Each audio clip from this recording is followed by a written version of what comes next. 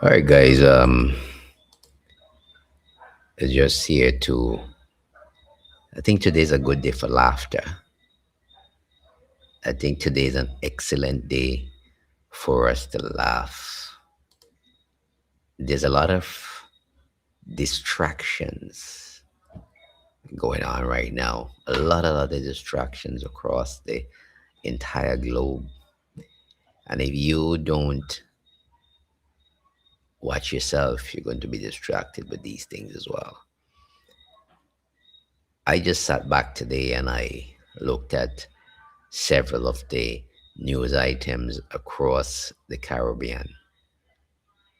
And I really had to laugh. Just looking at how the Caribbean is pining away, melting away. And I'm listening to a lot of talk shows in the region, whether it be on Facebook or be on YouTube, people just airing their views. And I'm seeing how divided the Caribbean region is right now. I'm listening to all these leaders just faltering, you know. It's this control mechanism that was going on right now. And now I don't know if you ever heard about something called the dead cat strategy. It's like utilizing diversionary tactics to keep people in a mood. But this is fun. I think today is the most laughter I've actually ever got in one day, and I'll tell you why. So so let's start down at let's start with Grenada.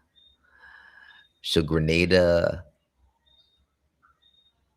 cannot export fish to the United States as of January 1, which is just gone.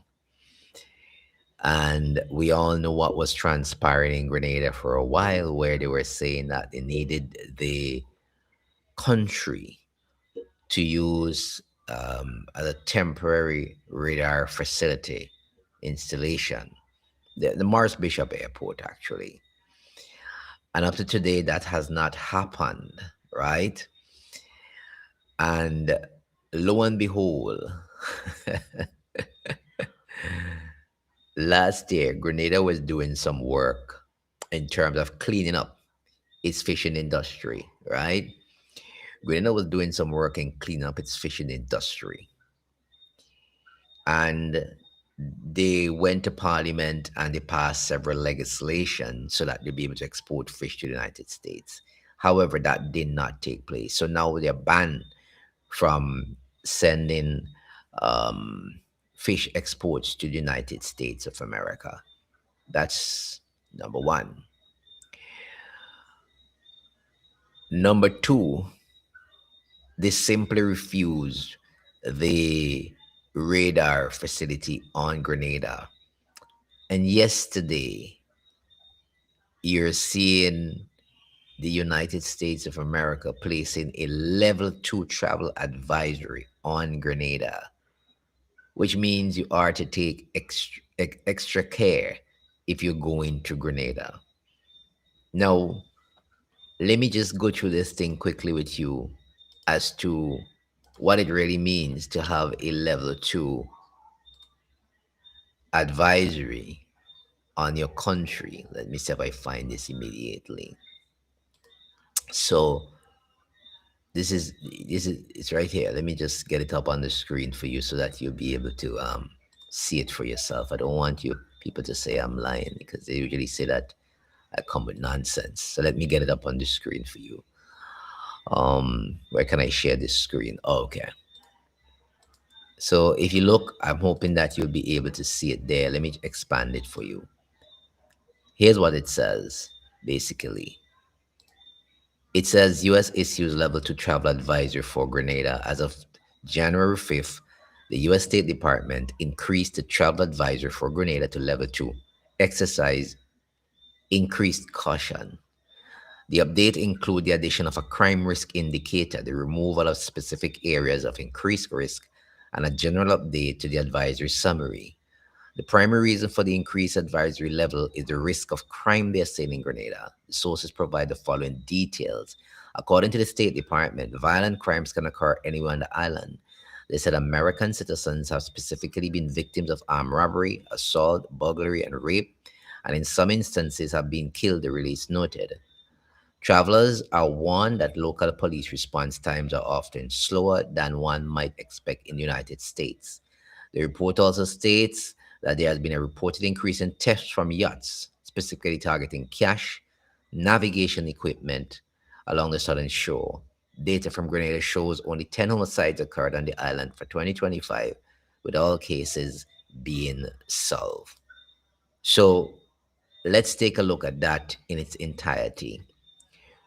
So you're saying to me that Grenada has an increase in crime, right?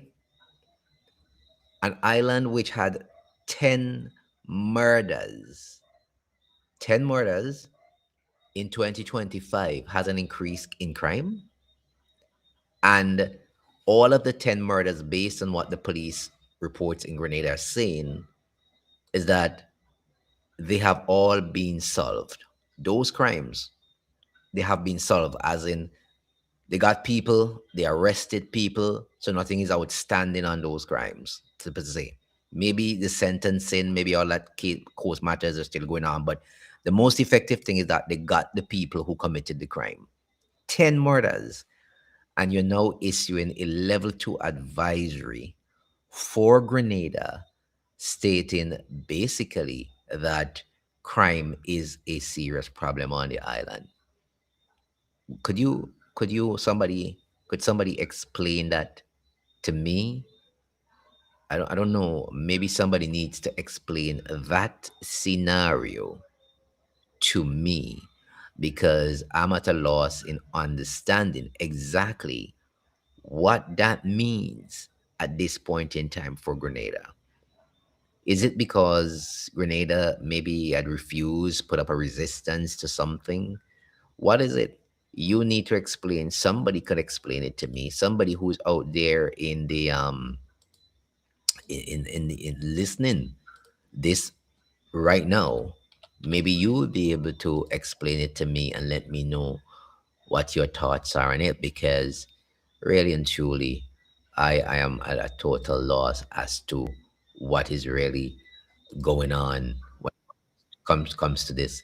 I'm gonna place this link in the chat section for anybody who wish to speak. You can actually speak to me. I'll just place a link in the chat section, and you can click on that link. It's pinned to the top, and you can come on in and have a conversation with me for a short while if you need to. I'm not gonna be here long these days. I'm not gonna stay long because I think a lot of people, and while I appreciate you guys coming on and stuff like that, it appears that a lot of people in the Caribbean are not really convinced that we have been basically, showed, I don't want to put it a nasty way, cow dung is basically being thrown in our face on a daily basis, and we are basically taking it and saying that what can we do? We are a small nation, that's what people are saying. So I'm spending more time these days looking after my health. I'm spending more time looking after my family, and other businesses I have, because I'll try to educate when I can. If it's sufficient enough, you know, on days when I have enough time, I will come full time. But I think all of us need to spend more time doing that, because while we may be interested in learning, a lot of people in the Caribbean, the bulk of them seem to not be wanting to learn and understand what dangerous precedents are happening around us. Um, so that's Grenada. There's a level 2 advisory for them. Um, increased risk, just 10 murders last year, but there's a level 2 advisory in effect for them. I hope that they get over that, and I hope they'll be able to work that out with whoever authority is needed, and then you know should be back to normal. But Everything is out of control. There's so much global distractions going on, and if you don't pay careful attention, you will get lost. You will also get caught up in things that you're not supposed to get caught up in, and you will lose yourself. That is just what it is. I want to say good evening to everybody who's listening at this very moment, who's watching this program at this moment. But let's continue with the jokes of the day because there's so many jokes that is taking place right now. So let's leave Grenada alone for a while and let's head up the islands. Let's go to Antigua and Dominica. Do you remember not Gaston Brown, Roosevelt's carrot came out and Roosevelt's carrot said that there should be no intervention in Venezuela and that Dominica was willing to facilitate exchange between Venezuela and the US in terms of facilitating dialogue per se, so that there won't be any crimes, there won't be any kind of violence in Venezuela. Do you see do you see what's going on? He said that, and the day after he said that, probably like 2 days after, they were saying that there would be a partial ban or a visa ban. They placed them on a list when it comes to CBI countries. Gaston Brown, of course, did reject any military assets on Antigua. He also suffered the same fate like Roosevelt Scarrett. And I see Anand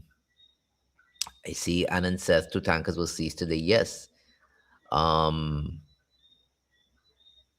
yes, they were seized today, one in the Caribbean and one up in the North Atlantic. One of course, is a Russian flagged ship. Um, you see, I tell you something. You'd be surprised that these countries, and people may say that they're not doing anything. Why not doing anything? Why not reacting? You see, Russia has nuclear capability, and so does China. I believe if they were to react, maybe many of us who are here right now would not exist anymore. You see, sometimes even though you have the capability to react, sometimes you want to keep the peace. You want to keep a steady hand because if you react, half of the world may be annihilated. And then that would just not be good for mankind. So sometimes while you have the willpower to react, you have to hold it down until a certain time because restraint will, after a while, there will be no restraint and everything will just capitulate. Everything will just capitulate. But I want you to see something here. Listen to this. I want you to listen to this very carefully and hear what a reporter in the United States of America asks the war hawk Lindsey Graham today. And remember, you just said to me, somebody just asked a question and say why Russia is not reacting or why are they giving America all this leverage to do these things. I'm going to play a video for you. I want you to listen to the video quite. I want you to listen to it, right? And after you listen to it, I want you to react to it. And you'll understand why they're very much afraid of going after people like Russia. Senators change if you're keeping the But vice president. let me just get the video Oh. and I'll run it in a while for you because I don't want to play it while I'm talking. But let me just push it aside until, okay? I think somebody's on the line with me, so let me take this caller first and then I'll get back to that because I don't have much time here tonight. Um, yes, Mr. Mills, go right ahead. Yes, good evening, Ernesto. Good evening to you as well. I want to let you know that you are doing a very good job. It has not been long that I've been following you, Yes. and I find the information you give is right on point. And I have been looking Yeah. to hear somebody speak your language, and the information is good. But I had always been concerned from day one when Venezuela started the build up around when America started the US. build up Yes. Mhm. around Venezuela. Yeah. And I always thought that I needed to hear the our people in CARICOM, especially our leaders, come up with Mhm. some serious condemnation. In some, to a certain extent, I maybe understand when I look at the whole picture Yeah. why they may not have been so vocal as we would like them to. Yeah. And I always feel to myself that we need a movement of the people. And based on the information that you have given out, I would really like to see a movement of people start, because the government will not be able to save us. Yeah. I think something in the way that Chavez had the militia. I'm not talking about the militia with arms. I'm talking about active resistance by showing that this thing we as a people Mhm. condemn it. Yeah. So I am saying there's something I feel that need to be added with that program that you have been giving the information. You have been on it for a while, Yeah. and I think a few times I send a message that I feel your pain, Yeah. and there are many people I know in Dominica, and even people I speak to otherwise. They are not pleased at all. But there seems to be something subduing the population. The populations. Yeah. Yeah. Yes. So I think some people, some good men, need to come up with a way of motivating the people, give them proper guidance. And the people I think that will really do that Yeah. are the people involved in the reparation movement in the Caribbean. Yeah. Because from day one, I saw this as the reincarnation of slavery and colonialism. It is. It The is. difference is, to me, we are in a world where we have the media. Yeah. And to a certain extent, although sometimes the media can try to stifle the media, but Mhm. I think the media can do enough to bring people together. And that is what I would like to see happen. And I try to contact you directly. And I wish you could get a way to contact me after your program. Okay. Because I do have a program. And for instance, I would like to have you on because I have a program on a radio station in Dominica. Okay. So I would like you to contact me because your information is on point, and I really appreciate the way that you do your research and you really get down to the facts, just the facts, and that's the most important thing because sometimes all of us have our political ideas, and Yeah. we don't just seem like we're talking against the party. But if we can stick to the facts and let the people understand what is happening, I Well, think I would like to see people join you in that. you have you made a salient point when you said that something is basically suppressing the people. Mhm. I have been around politics for a long time, and people would say to me, some governments act as tyrants in the region. Some people are afraid to speak because of it. That's what people would say.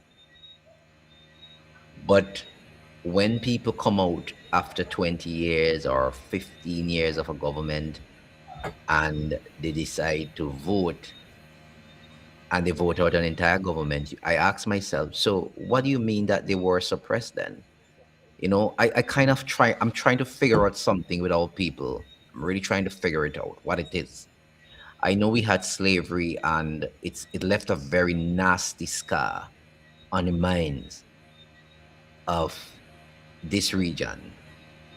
And till today, people are saying that we haven't let go the mental shackles. And when you look at it, I ask myself, what is independence? What is sovereignty?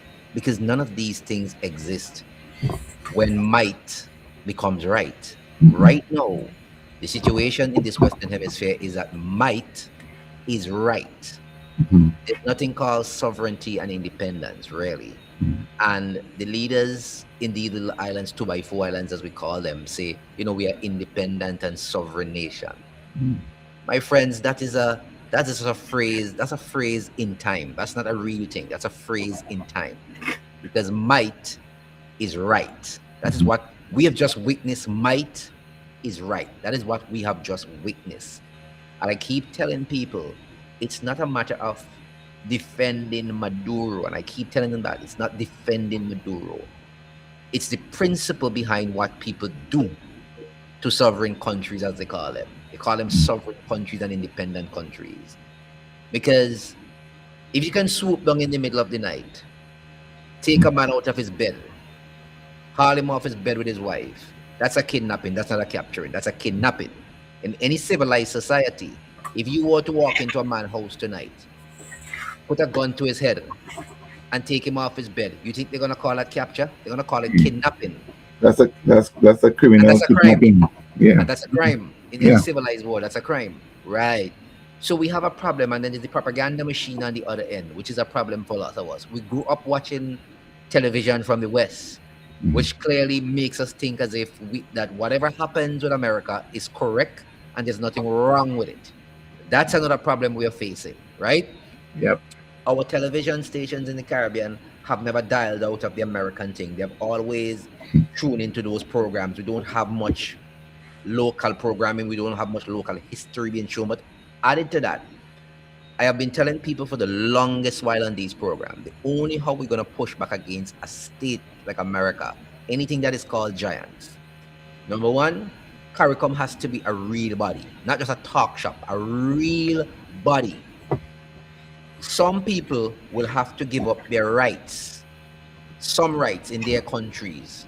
No, but everybody will can't be a massa in their own land. And when I say a massa, yes, there's some privilege and some rights and some powers some prime ministers hold in these countries. But the only how we're gonna get through with certain things, we must become a bloc. And we can model it off the EU where there are various countries with presidents, prime ministers, but there's a central president for the EU. And so that acts as a real tight block where they can go and bargain with big countries like the United States. You watch what happened when the tariff came up. They said, well, you can't just pressure, we could pressure you too. And they had to sit down, had a discussion, and they said, okay, well, this is good for me and this is good for you. And that is what took place. We are not like that. We want to run a plantation of 80,000 people, 100,000 people, and here comes America. And they picked us off one by one. And that is what is happening in the region. We're being picked off one by one because it's so divided. And then somebody would say to me, but how are you going to fight back against that? I keep saying, if you do not organize CARICOM as a serious bloc, not just talking, you will not be able to fight these guys off. Secondly, where is the resilience? Where do we import our food from? Everything comes on a ship. Everything comes on a container, a little bit from the United States of America. But does it have to be like that? Absolutely not. Why? Fertile ground in all these islands, we can plant our own food. We can grow our own meat. We can import meat from Brazil, but we don't do that. We import it from the United States of America. So we are so locked in with these people that whatever they say to us, we kowtow and we just gave up. And added to that as well, it appears to me that everybody, if they don't walk down the streets of Manhattan, they would not feel as if they're somebody. And that's another problem. So So, I yeah. leave it right. I leave it right there. Yeah. I again, I want you to continue with the education. I know it can be very frustrating. Yeah, man. It can be very frustrating, but It can be. It can I be. think you need to team up. I know. I see your program all the time, and there's always strength in numbers, Yeah. and but we need. I like the idea of discussing the facts because Yeah. it doesn't Yeah. matter. It doesn't matter what is your involvement in politics or how whatever you do. Once you're a person that can stick to the facts and be Yeah. objective, Yeah. and then you can have a movement going. So I hope I see a number rolling on the screen. Yeah. You Should can you I? can contact me. You can contact me at that number. Okay, all right. Yeah. Yeah. So I wish you all the best in your Yes, man. endeavors, and I really Appreciate. wish to see that some people come along, taking the information, and Yeah. because there are people they hearing it, and some people they only resort to take everything internationally for our local politics. Yeah.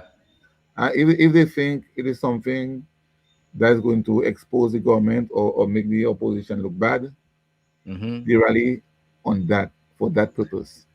Yeah. then we need to look at what is happening in Venezuela, because we know what Venezuela is for all of us in the Caribbean. Yep.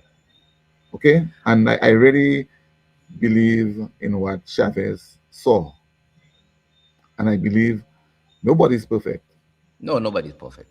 but he was on the right track. And in the name of even the what was it, the Bolivarian Yeah.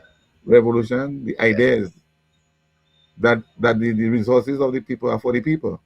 Absolutely. Absolutely. And that's why I'm saying we need to really get empower the reparation movement, because they would be in a good position to use that information.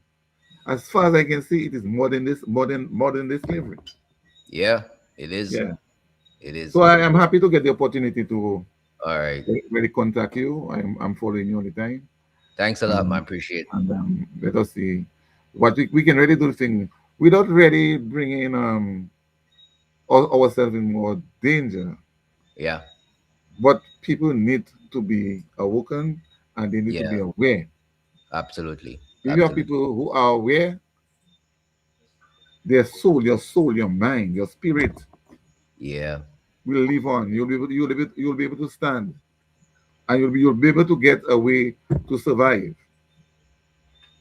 So we need to continue educating the people, and Yep. I will keep on following you Thanks a lot, man. on Appreciate. Facebook. All right. We talk again. All right. Cool. Yeah, I will go. All right. So that's all good for now of Dominica right there.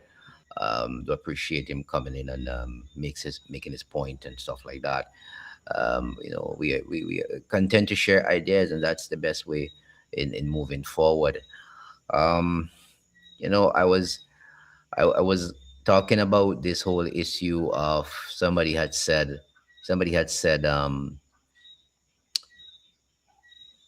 why is it that the United States, why is it that Russia or China is not responding? Listen to this. Listen to what this guy had to say. Lindsey Graham, he's a war hawk. Listen to him. Listen to why they're not going after Russia. Listen to this properly. Listen to this good enough. Listen to it. And you can comment after, or you can call back and you can call in and talk to me. But listen to this good. Listen to How this. would this change if you're keeping the vice president in power, a goal- Maduro ally? What you don't understand is we don't want to go in on the ground. If we infrastructure in a new way where they work with us, not against us, and they have an election where they're not involved, then it all works. There's no reason to drive everybody out that's a bad guy if you can get them to help you create a new Venezuela. It would be in her interest, because I think she's indicted too, to work with us. And you know what? They actually are. So I like that model of working with what's left of the regime to get a goal we all agree on, which is a free and fair election. And on the waiting subject here of for- tyrant President leaders, moved why on not Russian go, on the sanctions? subject of tyrant leaders, why not go into Russia and take Putin? What's to stop I don't the think president? anybody believes that's a good idea. Hold on a minute, So the reporter is going to ask him. Listen to this good. So the first thing that the reporter was talking about was he was talking about Venezuela and regime change and saying that look, we have somebody who will willing to work with us. Or we're basically forcing them to work with us. And you'll hear why he can force them to work with the United States of America to get what they want, not what the people of Venezuela want, but what they want from them. But listen to what he told the reporter when the reporter is asking him about why not invade Russia the same way you did to Venezuela. Listen to this. Into Russia and take Putin. What's to stop I don't the think president? anybody believes that's a good idea. They have a bunch of nuclear weapons. Or any other countries. I mean, I where's think I've done a pretty line? good job of putting people on notice. But it's, nobody, if you think this means we're going to invade Russia, you have no idea what we're doing. You're clueless as to the strategy. This is a very sophisticated strategy. Where you have people in your backyard doing harm to your country, take them off. They have one thing in common. They're corrupt and they're weak. We're strong. So these people are falling because of the might of the American military and strong leadership. You heard what he said? Did you hear what he said? The reporter asked him, If you can go into Venezuela, why not go into Russia and take out Putin? You hear what he said? He's basically saying, you're stupid for asking me that question. That's what he's basically asking. That's what he's basically telling the reporter. You're a very stupid person for asking me this question. You don't understand the strategy. Why would anybody want to go take out Putin? They have a bunch of nuclear weapons. You heard what he said? They have a bunch of nuclear weapons. And this is not a strategy to invade Russia. Though that they're taking out are weak and corrupt. And they, America, they are mighty and they are falling because they are weak. So you understand what he's saying? So in this region here, we are stupid, we are weak, and we are corrupt. And America is mighty, and they will invade all the weak, corrupt countries in this hemisphere and tell them how to run their governments in the best interest of America, not the people in the country, but in the best interest of America. Why not go into Russia? What did he tell the reporter? You're a stupid person. That's what basically he said to the reporter. You're stupid. You don't understand the strategy. Why would you want to go in there? They have a bunch of nuclear weapons. Listen to it again. And take Putin. What's to stop I don't the think president? anybody believes that's a good idea. They have a bunch of nuclear weapons. Or any other countries. I mean, where does I that, think I've where's done the a pretty line? good job of putting people on notice. But it's, nobody. If you think this means we're going to invade Russia, you have no idea what we're doing. You're clueless as to the strategy. Right. So she's a stupid reporter. She's clueless as to the strategy. And nobody would invade Russia because they have a bunch of nuclear weapons. You'd only invade weak, corrupt countries. But they have called Russia corrupt too. But they wouldn't invade Russia. I tell you.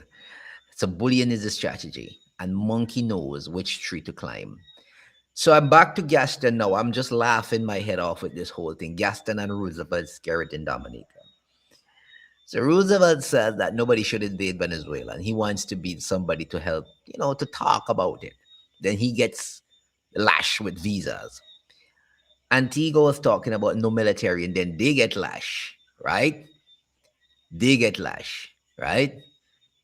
And then after the lashing, they said, we are agreeing to take refugees and deportees from the United States of America. And after they have agreed to take the deportees and the refugees from the United States of America, the United States came and put them on a list yesterday saying, anybody who wants a new visa coming out of your country must pay a bond of $15,000 to get the visa.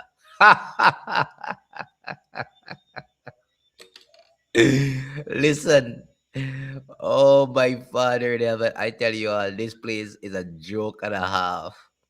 This whole Western Hemisphere is a joke and a half. And you know why these people can do these things to us? Because as Lindsey Graham said, we are weak and we are corrupt, and they are strong and they are mighty. That is why he said that we can do whatever we wish to do. That's a sad time.